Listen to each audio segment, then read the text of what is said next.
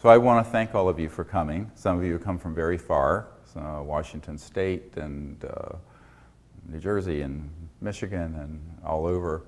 And I want to thank all of you for coming. The purpose of this meeting is to provide an update, but also a really big overview of the projects we're involved with, particularly dealing with the technology in free energy sector, because there's a lot of misunderstandings in the public on that. And that has been something that we've worked on now intensely for 15 years. This will be shared with the public via YouTube and the internet. And the reason for it is that there's a big learning curve to understanding the technology, but more importantly, to understanding the policy issues, the national security issues, the details of how you evaluate these technologies, and moving through the minefield of claims that are out there on the internet in particular, which has become a huge problem in the last year for us. So I want to first give you sort of the big picture. And the big picture is that we haven't needed fossil fuels since about 100 years ago. This building was built in 1913. Certainly by then, Tesla, Faraday, Maxwell, particularly the Maxwell-Quaternion equations that were chopped off and changed, as you may well know, some of you who are engineers, has resulted in us having an energy sector that requires us to burn something or heat something up to create steam to get us electricity or to run our cars.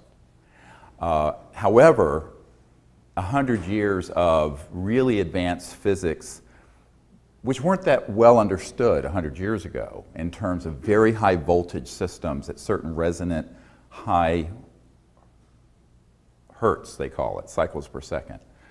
We'll get into this later, would result in this excess power. And it was observed by Faraday, and it was observed by Tesla, and it was observed by many others, and said, where is this coming from? Professor Dirac, D-I-R-A-C, said, well, he called it the Dirac Sea. And of course, Tesla called it the sea of the ocean of infinite energy. And it's been called various things. The modern term is the zero-point energy field. And as many of you may know, one of the writers for Jane's Defense Weekly, Mr. Cook, wrote an article about this, Jane's Defense Weekly being a very big defense journal out of Great Britain, very prestigious journal, and then wrote a book called The Hunt for Zero Point, which I recommend, based on a lot of information that we had begun to put out, and particularly as it applies to propulsion. All right.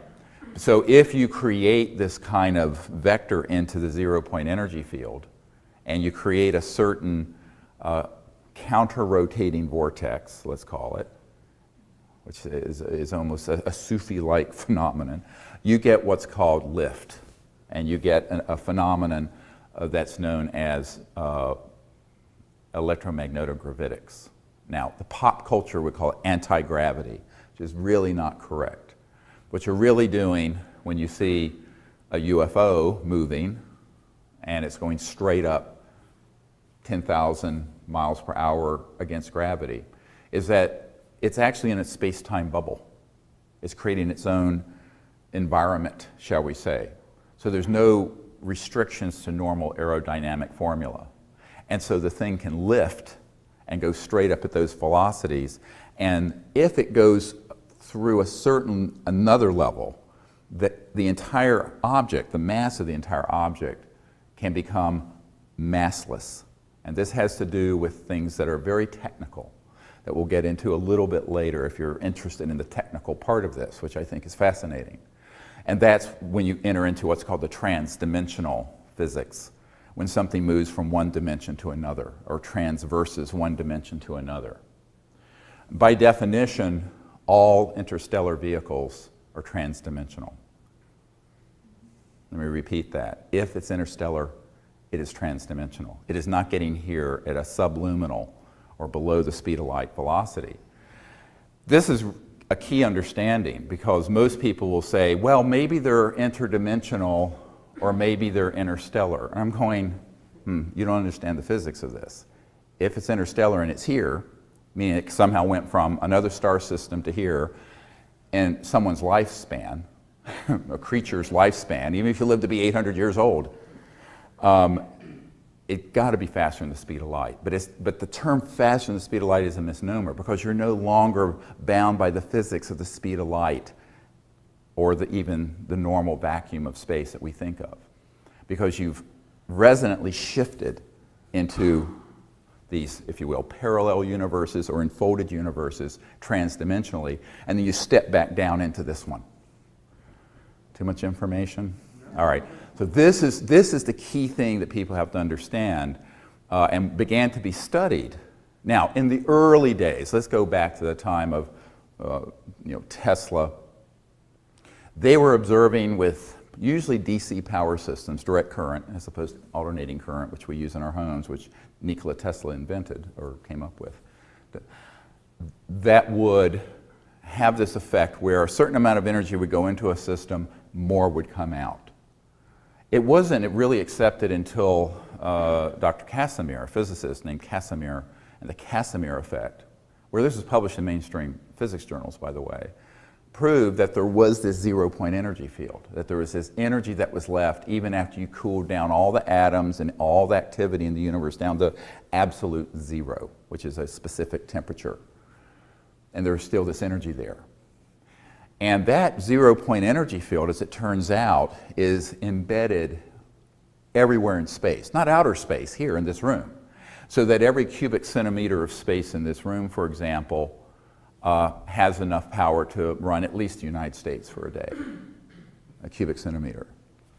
So it's an enormous field of energy. So running our planet on this energy field would be like taking a thimble out of the Great Lakes or something of water. It's a trivia, it's a rounding error. However, as J.P. Morgan famously was reported to have said to Nikola Tesla, when he had a car that had a little antenna on it that was running around where the batteries were charging themselves, J.P. Morgan said, if we can't put a meter on it, we don't want it. Big bankers. Now, 100 years ago or 90 years ago to today, nothing's really changed in terms of the geopolitical, financial, macroeconomic exigencies. And that's the huge problem. Is there a technical challenge? Yes. And we'll get into how we can mount a sort of effort together to come up with a modern day version of what Tesla had. But the geopolitical, macroeconomic policy issue is the big problem. And it isn't just because there are a few bankers and kleptocrats that are misanthropic sociopaths, although some of them are. It's because there are a lot of stakeholders who don't want to have to deal with the change. I remember my military advisor once meeting with an admiral who was in charge of CONUS, Continental United States Security, saying, well, this is all wonderful, and I know that those technologies do exist in classified programs.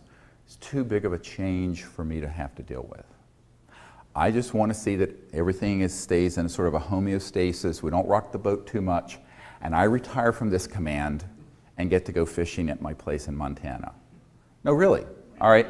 So having had dozens and dozens of meetings personally with people like that in the national security structure in Washington, in the United Kingdom, from France, and elsewhere, there is this consistent refrain of, this is a great thing, but it's too big of a change. It's too big of a challenge. And therefore, if it's that big of a challenge, it's better just to kick the can down the road and let someone else deal with it later.